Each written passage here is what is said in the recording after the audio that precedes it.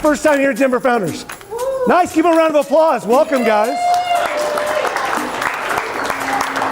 We hold this event, which is kind of a Halloween flavor, sort of a scary story sort of flavor, and we call it Startup Horror Stories. Are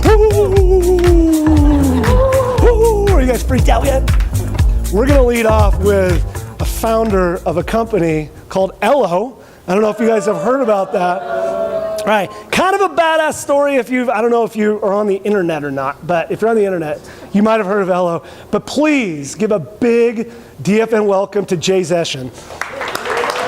Like 7-8 minutes, something like that. I'll give you a little something. So Ello, as a company, we've been around for a couple years now. And last year, just before now, about 13 months ago, we had a sort of anomalous event happen to us. We had launched, we were in sort of an open beta period, and we're sort of in that mode where you're trying to get your friends and family to use it and give you feedback, and sort of relying on that sort of slow growth, hope it catches on strategy. And that had generally been working. But all of a sudden, we noticed we were in our sort of normal pattern, planning out what we were doing for the next couple months. We had just sort of hit about the end of our seed round, or we're hitting towards the end of our seed round, so we're trying to figure out what the plan was for raising a Series A. And we noticed that our traffic numbers were a little bit off, a little bit higher than usual, nothing too crazy, nothing sort of super out of the ordinary, but sort of like, things are a little bit busier today than usual. Then the next day, go back and look at the same, like, this is double what it was yesterday, which is a little bit higher than normal. And we start to see a little bit more sort of chatter around the product, and we sort of can't figure out what's happening. Have to adjust a few things technically to deal with it, but keep going. And then the third day, that same thing happens again. It's a doubling of traffic. And we're starting to sort of move from, this is an interesting phenomenon, I wonder how long it'll last and sort of where it'll peak out, to full on, holy shit, what if this keeps continuing? Right now we have 2 days of data, and we're realizing that we don't know what happens if this continues to tomorrow. So it turned out what had happened with us was Facebook had started enforcing a real names policy, which had a fairly large backlash that was sort of centered in the drag queen community in San Francisco. And that community crossed over heavily with a lot of the creative folks that were already on Ello. And that sort of firestorm got picked up by the creative press, then the tech press, then the mainstream press. So all of a sudden we were inundated with new people with a product that was about 10% done and an engineering staff that was sort of skeleton. We were all still contractors. How many servers did you have at this point? Were you running it out on the cloud, or were you running it? Yeah, so it was on Heroku, and it still is in large part on Heroku. What was your server spend at this point? We went from spending about $800, no, not even that, maybe $300 a month on Heroku to $35,000 in a very short period of time. So a funny story about that, actually. It turns out if you do that, you'll get a phone call from the CTO of Heroku asking how things are going. And he's a very nice guy. He's very helpful. I think he was a little bit taken aback, because there was when that happened, he's like, hey, we noticed that you guys have ramped up your spend quite a bit. It's sort of the perfunctory call, right? Like, how are things going? Hope all is well. We see that you're now. Yeah, except can you pay your bill? So at the time we were, and this will sort of lead into the meat of the horror part of the story. So at the time we. One of the biggest problems we had was sort of around our data storage, right? We're trying to process a huge amount of requests from users. We had sort of gotten to be this big public thing and had a big target on our back. And so when you start doing that, not only do you have a bunch of legitimate users, but you're also the subject of everyone who wants to screw around with scripts and try and fuck with your site or whatever. So we spiked from serving maybe 400 or 500 requests per minute to, I think we peaked out at about 75,000. Over the course of a couple days. So you're the target of all that, and you're just sort of trying to diffuse that traffic effectively, and trying to think ahead for the next couple hours as opposed to anything else. So the sort of funny thing, the biggest thing that broke down for us was our data storage systems. And so I'm on the phone at like 7 p.m. on a Tuesday with the CTO of Roku. It's like, hey, how can I help? Like, well, can you have the guy who runs this product for you, this product line for you, like hop on the phone with me? I'll be home in 15 minutes. I can chat. He's like, sure. Like, we can make that happen. And to his great credit, he made it happen.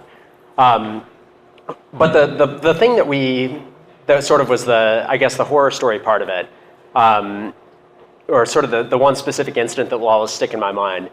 You get in that spot where you're sort of just doing crisis engineering, right? You're looking at what's going on, you're looking at what's happening with the site, you're looking at how fast you're growing, and you realize that your time horizon is just a couple hours, right? You're looking at overnight shifts, and you're like, I can't go to sleep for 6 hours or 4 hours or 3 hours because I don't know what will happen to this thing in the next period of time. Like the curve keeps going up. And it's really cool, right? On one hand, it's really awesome that you have this traffic and you have this sort of really cool opportunity. On the other hand, there's sort of a crippling sense of like, I can't get resources in here fast enough to actually do something about this, and what if I screw it up? So the pressure for that interpersonally on our staff, the folks who are working on the thing, was, initially that initial excitement gave way to this really like, it was sort of this dread, right? Or this really sort of, it was total panic. It was total panic. Yeah. But it's sort of longer term. Like, you associate panic with like a sort of adrenaline reaction, and it's sort of more of like it's a longer term thing than that. So the adrenaline is sort of gone. You've lost that energy, and you're just sort of like constantly terrified. Yeah. So the one thing that I'll always sort of remember from that, so as part of that whole deal, we decided that we had to make sort of an overnight move to a bunch of our data infrastructure. And it was something that was going to require taking downtime. We were trying to keep it, relatively low impact. The day after all this had started happening, we took a quick downtime to do a database migration, and TechCrunch wrote an article about it. So, and the site was down for literally 10 seconds. So we're like, well, okay, we're under a microscope now. So we sort of were like, well, let's try and really make sure that we've got things dialed for this. So we go through everything, right? We script it, we run it against the staging environment, we make sure that everything sort of to the best of our abilities is set, and so we just sort of have to follow the script and run through everything. And we're doing this at like 1 a.m. So we go through everything. We go through all of the steps for this. And the sort of the last 3 steps involved severing a connection to a database that was sort of an irrecoverable operation, and then cutting something over. You're like, I'm not a religious man. Exactly. So we had done this in staging. We had done this with test data. We were pretty confident that we've done everything we possibly can to rehearse this well. So we do that. We cut everything over. We bring the site back up, and it doesn't come back up. And we, like, all right, you sort of jiggle the handle a little bit, right? Like maybe it needs to propagate, maybe something isn't quite going. Jiggle the handle a little bit. Nope, still not coming back up.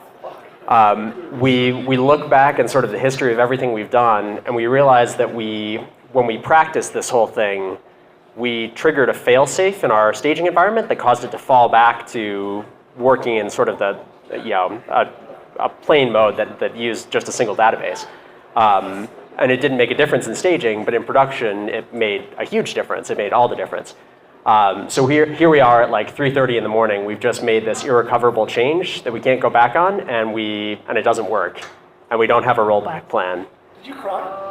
I thought about it. I think at this point I was sitting in my girlfriend's kitchen where I'd been on a conference call for like the last 3 hours going through this whole thing, and with two other folks from the ModeSet and Ello crew. And it's like, we don't know what we do now. Like, what is the thing that we do now? We don't have a plan forward for this. We've been down for like an hour and a half, and we're supposed to bring the site back up now, and we can't bring it back up, so we don't know what we do. So the good thing there, and I think the sort of one good lesson out of all of this is, no matter how crazy things get, how panicked you are, if you have other people in that room with you or sort of as resources for you to help pull you out of that panic state, one of us, and I can't remember who, sort of had the foresight to say, hey, we're in over our heads, let's call in some help. We figured out how to get someone on the line, how to get someone paged through, and sort of come up with a better solve for the problem. It took about an hour, but we eventually got the thing fixed and got it back up. So I think that's sort of the biggest lesson that I took away from that is, when you're at a point when everything has sort of gone really, really south and you sort of don't know what it's recoverable, there's always an out. You just sort of have to think about it, and sometimes having clarity of mind is the biggest thing that helps you there. So. What a story, bro.